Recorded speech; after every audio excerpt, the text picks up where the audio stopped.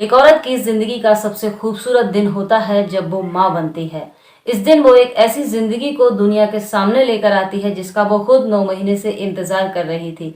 दुनिया का सबसे पाक रिश्ता माँ का रिश्ता बताया गया है, क्योंकि बच्चा जब माँ के पास होता है तो खुद को सबसे ज्यादा महफूज और बहादुर समझता है। लेकिन इस कलयुग ने माँ के रिश्ते को भी नहीं छोड़ा, उसकी ममता को भी तार तार कर दिया है। तो नमस्कार साथियों, कैसे हैं आप? मैं हूँ आरजी, आज फिर एक नई घटना के साथ। ये कहानी शुरू होती है हरियाणा के सोनीपत से। सोनीपत में एक लड़की रहती है जिसका नाम है शीतल। शीतल के पति ने डाइवोर्स दे दिया है, इसलिए शीतल अपने माता पिता के साथ अपने मायके में रह रही है। शीतल वहां कामकाज करती है और अपने समय काटती है। कुछ दिनों बाद शीतल के माता पिता शीतल की दूसरी शादी करने का फैसला लेते हैं, इसलिए शीतल की दूसरी शादी जगदीश के साथ करा देते हैं। जगदीश जिंद के गांव दनौदा खुर्द का रहने वाला है। खेती और मजदूरी करके अपने घर का खर्च चलाता है, अपने घर वालों की देखरेख करता है। शादी के बाद जगदीश और शीतल दोनों अपनी दुनिया में बहुत खुश थे। कुछ समय बाद इनके घर में 2 जुड़वा बेटियां जन्म लेती हैं। ये बेटियां ऑपरेशन से हुई थी, इसलिए डॉक्टर 6 महीने का बेड रेस्ट शीतल को लेने के लिए बताते हैं। जिस घर में आमदनी का साधन कम होता है उस घर में अक्सर घरेलू झगड़े और पति पत्नी में बहस होती रहती है। 2 महीने शीतल अपनी ससुराल में बेड रेस्ट लेती है। इसके बाद 4 महीने के लिए शीतल अपने मायके चली जाती है। इस तरह 6 महीने का बेड रेस्ट लेकर शीतल मई 2023 में वापस अपने पति जगदीश के घर अपनी ससुराल आ जाती है। ये दोनों मिलकर अपनी बेटियों का बहुत ध्यान रखते हैं, इनके साथ खेलते हैं और इन्हें खुश रखते हैं। जगदीश अपनी दोनों बेटियों का नाम जानकी और जानवी रखता है। जानकी और जानवी 6 महीने की हो चुकी थी। समय और बीतता है तो जानवी और जानकी 9 महीने की हो जाती हैं। अब 12 जुलाई 2023 का दिन आता है। सुबह का समय है और जगदीश और शीतल में किसी बात को लेकर के बहस होने लगती है। ये दोनों एक दूसरे को तीखे तीखे जवाब दे रहे थे। कुछ देर में जगदीश घर से निकल जाता है और अपने काम पर चला जाता है। इधर शीतल अपने कमरे में बैठी जगदीश की तीखी बातें याद करके परेशान थी कि आखिर उसके पति ने उसे इतने गलत शब्द क्यों कहे। इसी दौरान उसकी दोनों बेटियां जानकी और जानवी जाग जाती हैं और रोने लगती हैं। शीतल अपनी दोनों बेटियों को चुप कराने का प्रयास करती है, लेकिन उसकी बेटियां चुप नहीं होती हैं। इस पर शीतल को बहुत गुस्सा आता है। वो अपनी दोनों बेटियों को बेड पर लिटा देती है, लेकिन बेटियां फिर भी नहीं चुप होती हैं। उधर शीतल को अपने पति की बातों पर गुस्सा आ रहा था, इधर ये दोनों बेटियां रोए जा रही थी, तो शीतल का गुस्सा और ज्यादा बढ़ रहा था। अब शीतल अपने हाथ में तकिया उठाती है और अपनी बेटियों के चेहरे पर रख देती है और उस तकिए को तेजी से दबाने लगती है। वो बेटियां थोड़ी देर फड़फड़ाती हैं, झटपटाती हैं और दम घुटने से उनकी मृत्यु हो जाती है। पूरे कमरे में शांति हो जाती है। इसके बाद शीतल अपने बेड पर आराम से बैठती है और अपने पति की बातों को याद करके परेशान होने लगती है। कुछ देर में शीतल का गुस्सा जब शांत होता है तो उसे याद आता है कि उसने अपनी दोनों बेटियों की हत्या अपने ही हाथों से कर दी है।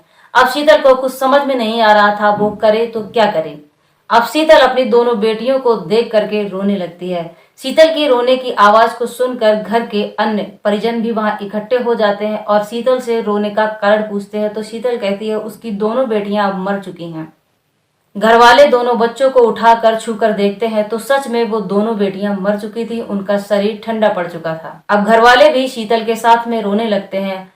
घर वालों की रोने की आवाजों को सुन करके आस पड़ोस के पड़ोसी भी शीतल के घर में इकट्ठे हो जाते हैं। इन्हीं पड़ोसियों में से किसी एक के द्वारा जगदीश को फोन किया जाता है और घर पर जगदीश को बुलाया जाता है। जगदीश जब घर पर आता है तो कहता है शाम तक मेरी दोनों बेटियां ठीक थी, पता नहीं सुबह इनको क्या हो गया है कि दोनों ने एक साथ मेरा साथ छोड़ दिया है। जगदीश को लगता था कि शायद उन दोनों बेटियों को कोई समस्या थी, कोई बीमारी थी जिसे वो समझ नहीं पाया, इसी कारण उसकी दोनों बेटियां उसे छोड़कर चली गई।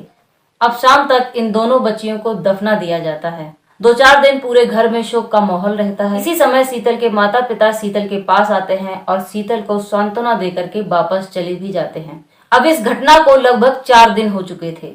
अब शीतल को जानकी और जानवी की आवाजें परेशान कर रही थी। उसकी ममता उसे झकझोर रही थी। वो घुट घुट कर जी रही थी कि कैसे उसने गुस्से में अपने ही बच्चों का अपने ही हाथों से कत्ल कर दिया है, उनकी हत्या कर दी है। इसलिए वो अपनी जेठानी से कहती है कि मेरी बेटियों को कुछ भी नहीं हुआ था, मैंने अपने हाथों से ही उनका गला घोट दिया और दम घुटने से उनकी मौत हो गई है। जिठानी को लगा कि शीतल का मानसिक संतुलन बिगड़ रहा है, इसलिए ये ऊटपटांग बातें कर रही है। जिठानी ने शीतल की बातों पर भरोसा नहीं किया। इसके बाद शीतल ने अपने कई पड़ोसियों को भी ये बात बताई कि उसने अपने हाथों से ही अपनी दोनों बेटियों का गला घोट दिया। पड़ोसियों ने भी उसकी इस बात पर भरोसा नहीं किया और कहने लगे कि मुझे लगता है अब शीतल की मानसिक स्थिति बिगड़ रही है।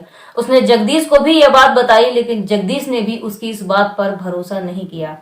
जब शीतल की स्थिति ज्यादा बिगड़ने लगी, वो सबसे ये कहने लगी कि मैंने ही अपनी बेटियों की हत्या की है। तो जगदीश ने शीतल के माता पिता के पास फोन किया और कहा कि आपकी बेटी बहुत ज्यादा सदमे में है, अगर आप लोग इस घर में आ जाएंगे, अपनी बेटी को 2-4 दिन सहारा देंगे तो शायद वो इस सदमे से बाहर निकल आए और उसकी मानसिक स्थिति ठीक हो जाए।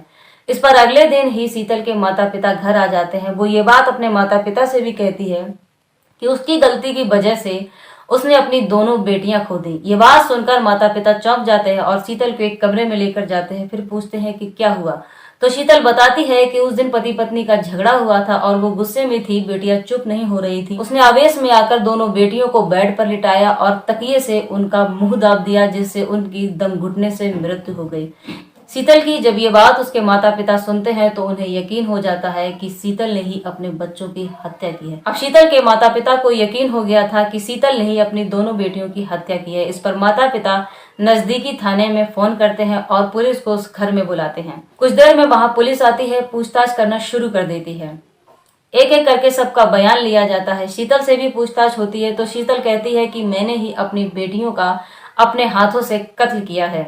अब शीतल के माता पिता की बारी आती है तो पुलिस सबसे पहले शीतल के माता पिता से कहती है कि शीतल ने ये बात अपने घर के सभी सदस्यों से कही है कि उसने अपने बच्चों की हत्या की है, लेकिन घर के किसी भी सदस्य ने शीतल की बात पर भरोसा नहीं किया।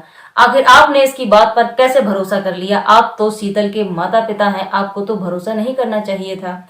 तब शीतल के माता पिता बताते हैं कि शीतल के पहले पति ने इसे तलाक यूं ही नहीं दिया था, इसे ज्यादा गुस्सा आता था। एक दिन इसने अपनी सास के खाने में जहर मिला दिया था, उसे मारने की कोशिश की थी, लेकिन ऊपर वाले की कृपा से खाना खाने से पहले ही ये बात घर वालों को पता चल गई थी कि इस खाने में जहर मिला हुआ है, इसलिए उसकी सास ने खाना नहीं खाया था। अगर उस दिन वो खाना उसकी सास खा लेती तो आज वो भी इस दुनिया में नहीं होती। इसके गुस्से ने आज इसके खुद के बच्चों की जान ले ली। इसी बात से नाराज होकर इसके पति ने इसको डाइवोर्स दे दिया था और कहा था कि मैं इसके गुस्से की वजह से अपने किसी भी परिवार के सदस्य को कोई नुकसान नहीं पहुंचा सकता हूं।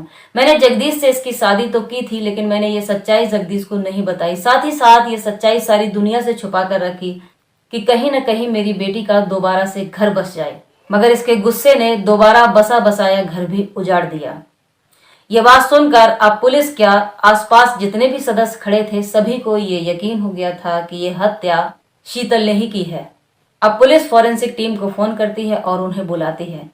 जहां पर बच्चियों के शव को गाड़ा गया था, उस जमीन को खोदा जाता है और शव को बाहर निकाला जाता है। इस घटना को हुए लगभग 12 दिन बीत चुके थे, इसलिए शव आधे से ज्यादा गल चुके थे। पुलिस शीतल को हिरासत में ले लेती है और 2 हत्याओं का केस लगाती है। सवाल यह है कि ममता से ज्यादा आवेश का प्रभाव था, इसलिए शीतल ने अपनी ममता का ही खून कर दिया। सवाल यह है क्या सच में शीतल की ममता शीतल को जीने नहीं दे रही थी, जो उसने खुद ही अपने जुर्म को कबूल कर लिया। सवाल यह है क्या 9 महीने की छोटी 2 बहनें जो बराबर रोए जा रही थी, क्या वो जानती थी कि उनकी माँ गुस्से में है, इसलिए उन्हें चुप हो जाना चाहिए। सवाल यह है कि जिन मासूमों की मुस्कुराहट पर सारी कायनात मुस्कुरा देती है, क्या वो मुस्कुराहट शीतल को दिखाई नहीं दे रही थी। फिलहाल शीतल को छोड़ते हैं पुलिस पर और इन सवालों को आप पर। इस पूरे घटनाक्रम को सुनाने का उद्देश्य आपको किसी भी तरह से परेशान करना या दुखी करना बिल्कुल भी नहीं है, बल्कि आपको जागरूक करना है, आपको सतर्क करना है। हमारे इस चैनल पर इसी तरह की क्राइम से संबंधित वीडियो पड़ती रहती हैं। अगर आपको हमारी ये वीडियो पसंद आई है तो वीडियो को लाइक कीजिए, शेयर कीजिए, साथ ही साथ हमारे चैनल को सब्सक्राइब कीजिए, क्योंकि आपका एक लाइक, शेयर और सब्सक्राइब हमारे लिए बहुत महत्व रखता है। तो खुश रहिए, खुशियां बांटिए और अपना ध्यान रखिए। Thanks for watching this video.